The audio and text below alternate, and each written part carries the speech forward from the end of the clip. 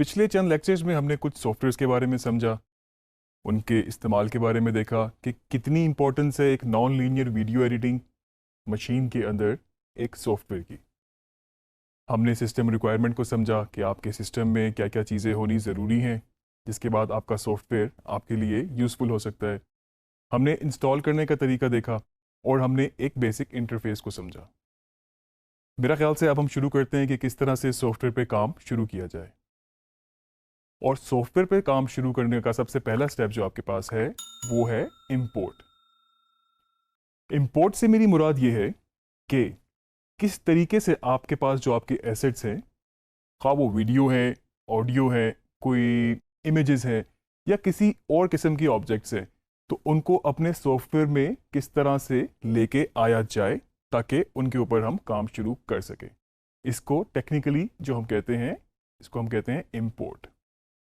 आइए देखते हैं।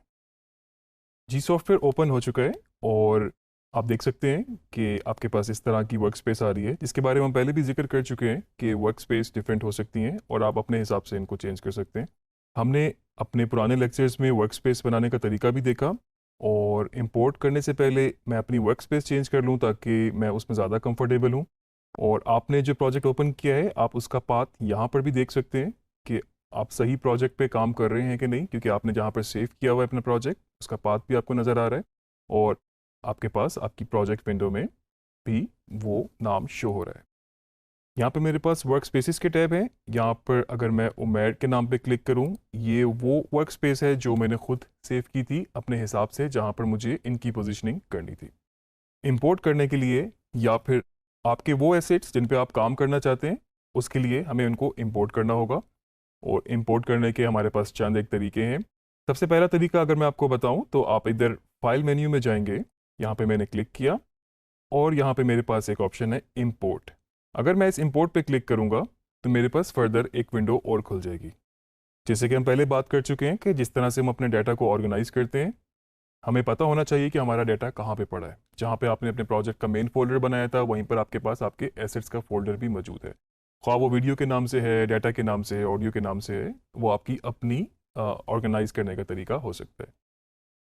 तो इस वक्त अगर हम जाते हैं अपने प्रोजेक्ट मेन फोल्डर में और यहाँ पर हमारे पास ये वीडियो का फोल्डर ऑलरेडी सिलेक्टेड है। ये मेरे पास इस वक्त चंद क्लिप्स शो हो रहे हैं। अगर मुझे जस्ट एक फाइल इंपोर्ट करनी है मैं उसको यहाँ पर क्लिक करूँगा और अगर मैं इसको यहाँ पर ओपन करूँ तो मेरे पास एक फाइल इंपोर्ट हो चुकी है। मल्टीपल फाइल्स इंपोर्ट करने के लिए मैं दोबारा इंपोर्ट में गया और अगर मुझे इसमें से सिलेक्टिव फाइल्स इंपोर्ट करनी है तो अगर मैंने इसको क्लिक किया उसके बाद मैंने कंट्रोल प्रेस करना है कीबोर्ड पे और नेक्स्ट फाइल, कौन सी फाइल मुझे चाहिए मैं उसको इंपोर्ट कर सकता हूँ इस तरह से सिलेक्ट करके। अब आप देख सकते हैं जो फाइल्स इस वक्त हाईलाइट हैं इनको अगर मैं यहाँ से ओपन करूँगा तो वो आपके सॉफ्टवेयर में प्रोजेक्ट विंडो के अंदर इंपोर्ट हो जाएगी। ये तो था हमारा एक तरीका।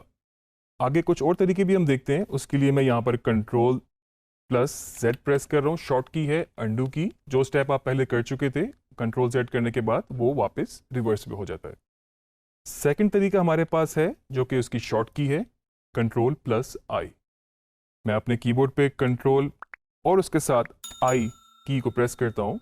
अगेन मेरे पास वही विंडो खुल चुकी है जहाँ पर मैं अपने फुटेजेस को जाके सिलेक्ट कर सकता हूँ। उसी तरीके से मल्टीपल फाइल्स करनी है या आपने सारी फाइल्स करनी है आप उनको सिलेक्ट कर सकते हैं, ओपन करेंगे और आपके पास वो फाइल्स इंपोर्ट हो गई। यहाँ पर मैं आपको ये भी बताता चलूँ कि अगर आपको पूरा फोल्डर ही इंपोर्ट करना हो तो जिस तरह से आप अपने एग्जैक्ट पाथ पे गए और अगर आपको ये पूरा फोल्डर, इसके सारे एसेट्स जो इस फोल्डर के अंदर आपने ऑलरेडी कॉपी किए हुए हैं वो सारे ही आपको प्रीमियर में चाहिए हो तो आप जस्ट इस फोल्डर को सिलेक्ट करेंगे और यहाँ से आपके पास इंपोर्ट फोल्डर की ऑप्शन पे क्लिक करेंगे। आप देख सकते हैं पूरा फोल्डर वीडियो का इस वक्त आपके सॉफ्टवेयर एडोबी प्रीमियर के अंदर इंपोर्ट हो चुका है। अगर मैं फर्दर इस पर डबल क्लिक करूं तो इस वक्त मुझे ये सारी फाइल्स शो कर रहे हैं जो कि इस फोल्डर के अंदर मौजूद थी। इसको अगेन अंडू करके मैं आपको एक तीसरा तरीका भी बताता चलूं और वो ये है कि इस प्रोजेक्ट विंडो के एम्प्टी एरिया के अंदर अगर आप अपने माउस से लेफ्ट डबल क्लिक करेंगे तो आपके पास अगेन इंपोर्ट की विंडो खुल जाएगी और आप अगेन उसी तरीके से अपने फुटेजेस को इंपोर्ट कर सकते हैं।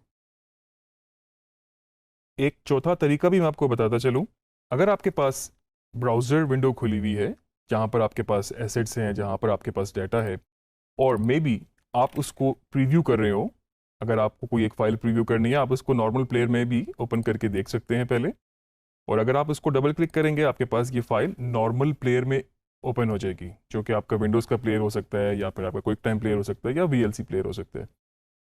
तो उस फाइल को भी आप एक रैंडमली एक क्विक प्रीव्यू करके, और आपको लगता है कि ये फाइल आपकी ठीक है, इसको आप यूज़ कर सकते हैं, आप इसको भी अपने सॉफ्टवेयर के अंदर डायरेक्ट ड्रैग करके इंपोर्ट कर सकते हैं। आपने जस्ट फाइल को यहाँ से पकड़ के ड्रैग करना है और यहाँ पर आपने इसको ड्रॉप कर देना है, तो आपके पास फाइल प्रोजेक्ट विंडो में इंपोर्ट हो जाएगी। ये तो थे इंपोर्ट करने के 4 डिफरेंट तरीके। एक और तरीका अगर मैं और ऐड करना चाहूँ, जो कि वो भी ड्रैगबल ही ऑप्शन है, और वो ये है कि आप उसको डायरेक्टली टाइमलाइन में या फिर अपनी सोर्स विंडो में भी इंपोर्ट कर सकते हैं। उसी तरह से आप अपने ब्राउज़र विंडो में जाएंगे जहाँ पर आपके पास डाटा है और उसको आप ड्रैग करेंगे इस टाइमलाइन सीक्वेंस के अंदर या फिर अपनी सोर्स विंडो के अंदर, और जब इसको आप ड्रॉप करेंगे तो ये फाइल आपके पास आपके सॉफ्टवेयर में आ जाएगी। इसी तरीके से अगर हम टाइमलाइन पे देखें तो हमारे पास इस वक्त टाइमलाइन, क्योंकि एम्प्टी थी, टाइमलाइन भी बन चुकी है, आपका सीक्वेंस बन चुका है और आपके पास फुटेज भी इंपोर्ट हो चुकी है। तो ये तो थे आपके पास अपने एसेट्स को, अपनी फाइल्स को इंपोर्ट करने के चंद तरीके। इन फाइल्स को इंपोर्ट करने के बाद आप इनके ऊपर फर्दर काम स्टार्ट कर सकते हैं। आप अपना सीक्वेंस एडिटिंग का जिस तरीके से लेके चलना चाहते हैं आप लेके जा सकते हैं उसको।